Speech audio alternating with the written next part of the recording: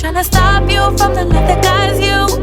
I just wanna be the one to try you, mold you, make sure that you're on a good road. Little did you know, I can get fly, fly, fly, fly, fly, fly. I can get. Hey guys, what's up? What it do? Welcome back to my channel, or welcome if you're new. My name is Kaice. If you are new, take a second, go down below, hit that subscribe button, and click that little bell button so you'll never miss when I post a new video. So if you follow me on Instagram, then you know that I will be starting a new series on my channel called Self-Care Sundays. I felt like this was very fitting for me because I always do tons of like self-care videos or self-care routines, and I figured I'd just take one day out of the week to literally try a bunch of new products, talk about new products, and simultaneously talk to you guys about girl chat topics. I'm also really excited because our first episode is sponsored, girl. This week's sponsor is Love Letter, which is a really awesome online website that sells tons of self-care products. Very fitting for this topic. I have previously done a video in collaboration with a website called iHerb, if you guys remember. But if you don't, iHerb is basically an online website that sells tons of holistic wellness and natural products. As self-care is becoming way more popular now, especially in this generation, iHerb decided to create a whole new website, which I mentioned is called Love Letter. And this website focuses on mostly beauty, wellness, and self-care products. Love Letter ships to over 150 different countries, and they have over 6,000 different brands. So no matter where you are in the world, or no matter what type of products you like to use for your self-care routine, I'm sure you'll find some stuff to use on Love Letter. In this video, I'm going to be showing you guys some products that I picked out from Love Letter. And as I'm trying the products, I'll be talking to you about all the benefits as well as doing our little girl chat. And for our first topic, I decided to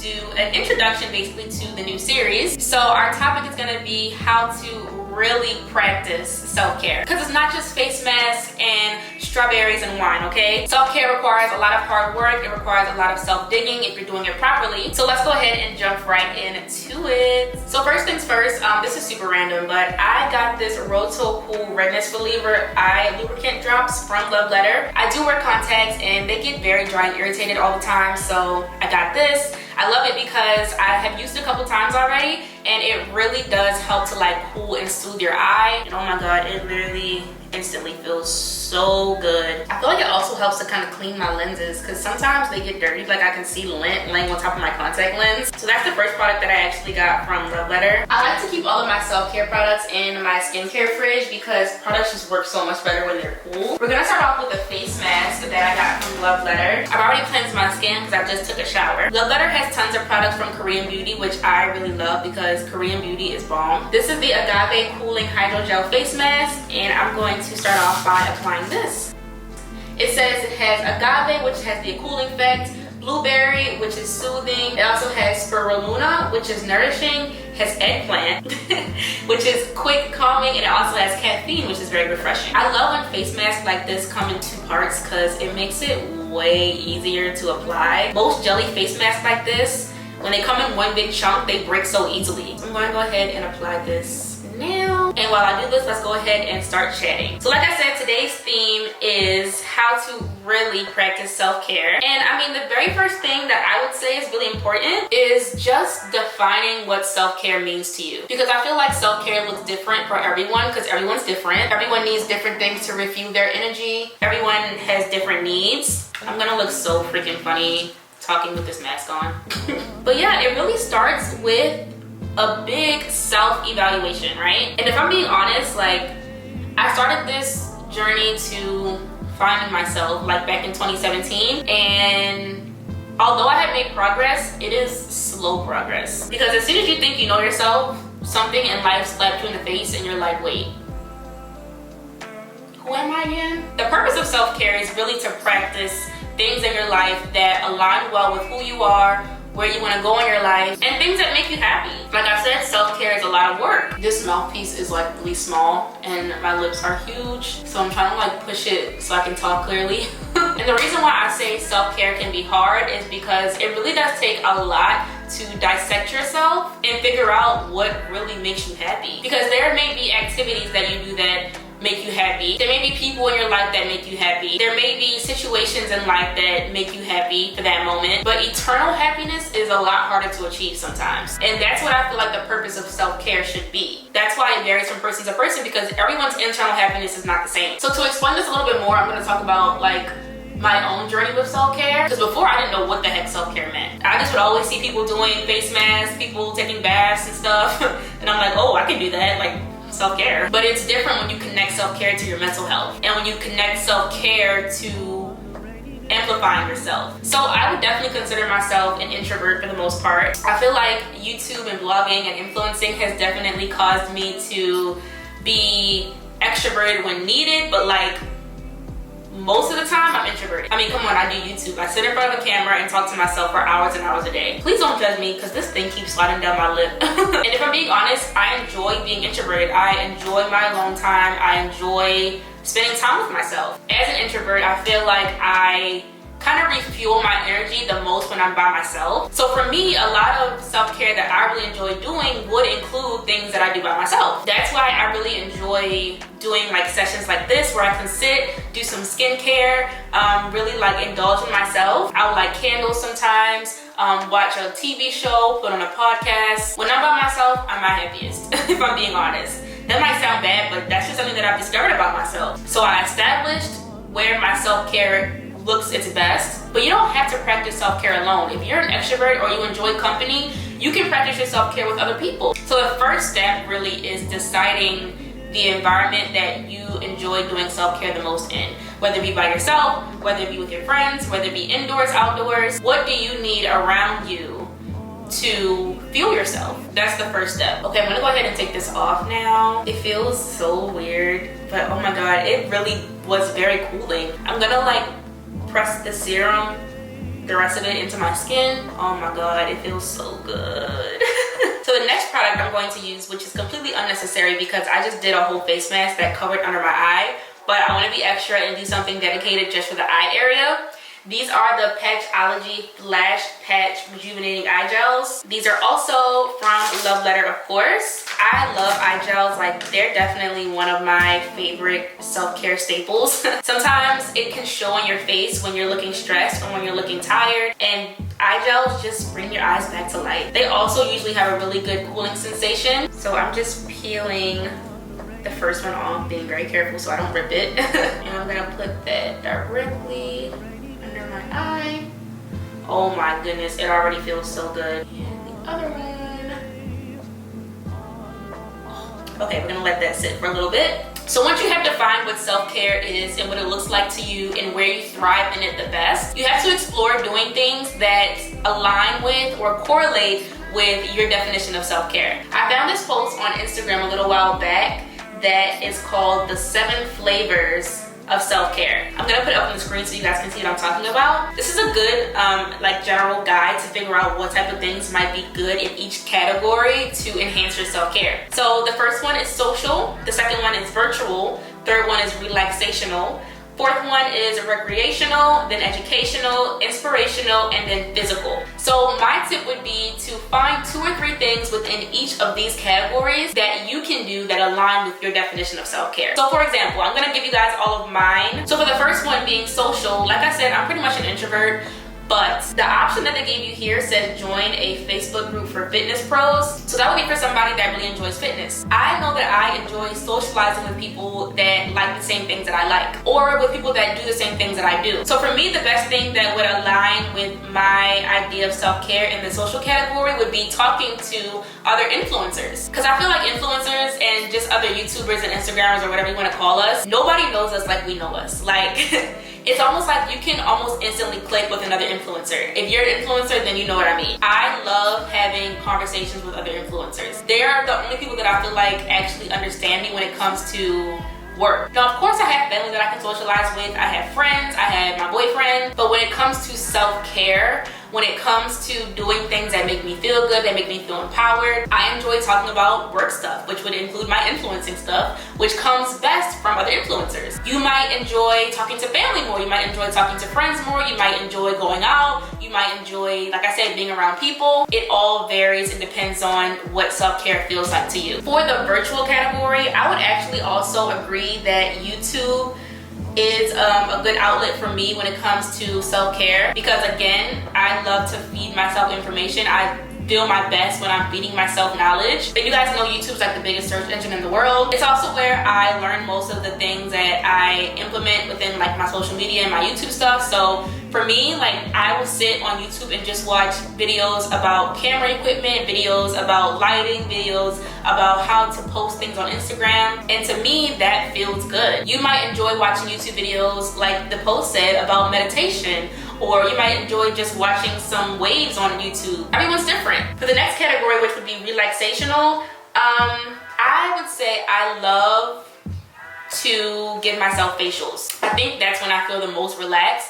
I don't really like taking baths. I actually prefer taking showers. But when I get out the shower and I can do like my full facial routine with my steamer that I'll show you guys, when I can just massage oils into my face, use my jade roller or my rose quartz roller, like that's when I feel the most relaxed. And while I do that, sometimes I'll also play a podcast, play some music, and that feels like really good to me. So for the next thing, which would be recreational, this is something that is fun to you that you enjoy doing. For me, I would actually say going to restaurants is like my recreational self-care. I love to eat. And weirdly enough, this might sound really bad, but I love to be served. Like I love being at a restaurant, having a waiter or a waitress take my order, ask me for drinks, bring me my food, you know, having the chef prepare the food for me. I love having someone else do things for me, if that makes sense. So I really love to explore different restaurants, or not even just restaurants, but maybe like lounge places with little food bites, places with like jazz music or R&B music, live music. It's something that you enjoy doing for fun. The next one would be educational, and I actually feel like all of my self-care, like I mentioned, is mostly educational or like knowledge filling. For that category, I think I would say attending like a workshop for entrepreneurs or a workshop for, I don't know, influencers, something along the lines of, again, amplifying my business would be an educational self-care that I would enjoy. Again, this depends on what your interests are. It depends on the things that you like to do. So maybe you want to go to a cooking workshop, or you want to go to a computer class workshop or photography workshop. Anything that is feeding you knowledge, that's educating you, that makes you happy. The next one would be inspirational. I definitely listen to podcasts all day, every day. I'm actually running out of podcasts to listen to. That's how often I listen to podcasts. And I love that this is something that you can incorporate with any of your self-care things. So something I didn't mention that I do like to do is take really long drives sometimes, like in my car. And in that case, I will play a podcast in my car and I'll just drive around listening to it. And then like I mentioned, I'll listen to a podcast while I do facials. I'll also listen to podcasts while I cook or while I clean. And it doesn't have to necessarily be a podcast that you listen to for this category. Inspiration can come from anywhere. It can come from going to an art museum. It can come from listening to someone else speak to you. It just really has to do with doing something that inspires you, doing something that makes you want to do more. Because a huge part of mental health is having faith. And a huge part of having faith is being inspired, because you can't have faith in something if you're not inspired by it. This also could mean going to church. It could mean talking to your pastor or whoever you believe in. It could mean praying. It could mean reading a devotional. You guys may have seen in my Sunday routine video, I do read a devotional passage every single morning. So that would be like kind of like my inspirational self-care as well. Something that makes you see something bigger than where you are right now. Okay, so next up, I'm going to turn on my facial steamer and I'm going to go into my skincare fridge and grab a serum. So this is a serum also from Korean Beauty. It is the Ginseng serum. It is 7.98% ginseng. Excuse the steam, it's starting. Really cool fact about this serum.